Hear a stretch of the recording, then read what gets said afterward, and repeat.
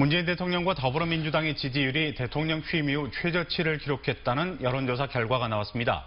왜 이런 결과가 나왔고 어떤 점이 우려되고 있는지 살펴보도록 하겠습니다. 네, 김대현 시사평론가와 이야기 나눠보도록 하겠습니다. 안녕하십니까? 안녕하십니까?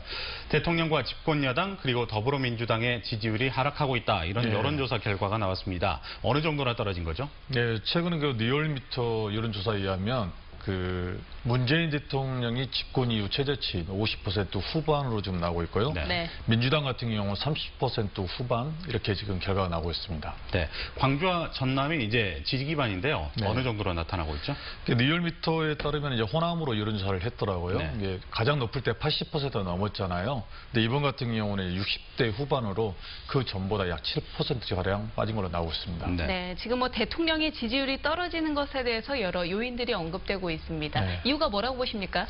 지금 언론에서는 여러 가지 이유를 좀 나오고 있지 않습니까? 드루킹 문제라든가 안희정 지사 문제 그리고 경제 문제 여러 가지 나오는데 저는 이제 보수와 진보 양쪽에서 지금 지지율이 빠지고 있다 이렇게 보여지는데요.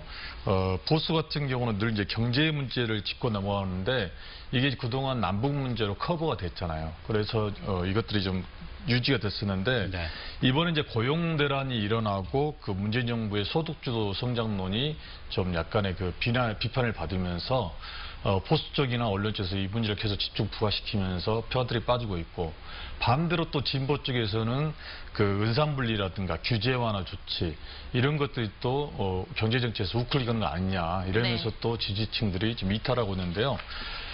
이게 아마 참여정부 때도 이런 모습들이 연출이 되면서 결국 네임덕 현상으로 왔었는데 좀 우려스러운 건 뭐냐면 여론조사 같은 경우는 추세거든요.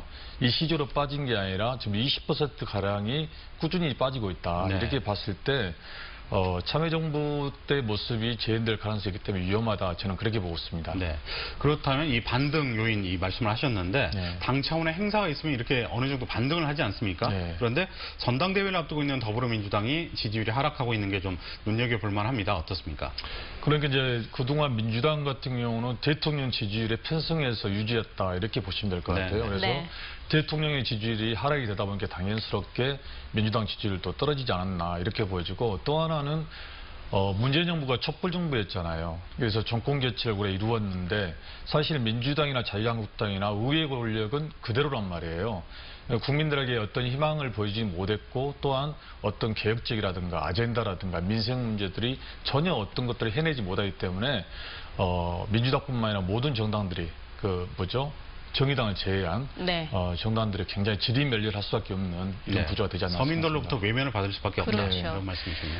그러면 대통령이나 여당 지지율이 떨어지면 어떤 점이 문제가 되나요? 네, 정부가 추진하고자 하는 그 정책의 동력이 떨어진다고 봐야 하거든요. 그래서 보통 이제 관료들이 말을 듣지 않는다 이렇게 이야기를 합니다. 그래서 정권은 5년이지만 그 관료는 영원히 가잖아요. 그래서 이제 정권 초반 같은 경우는 이제 보통 바짝 엎드렸다가 정권의 지지율이 약간만 떨어지면 그때부터는 이제 말을 듣지 않는다 이렇게 이야기하면서 사실 이게 이제 우리나라 대통령제 문제로 계속 지목이 되었고 역대 대통령들이 이런 수순을 밟아왔잖아요. 지지율이 떨어지고 다음에 네임덕이 오고 이런 현상들이 벌어졌는데 아마 이제 그래서 지금 개헌을 통해서 대통령제를 좀 바꿔야 한다 이런 이야기가 나왔고 문재인 정부가 이런 정책을 밟지 않으려면 지금부터라도 정확한 하나의 노선을 가지고 진보든 보수든 정책들을 밀고 나가야지 않나 이런 생각이 듭니다. 네, 알겠습니다. 오늘 말씀 잘 들었습니다. 고맙습니다. 감사합니다.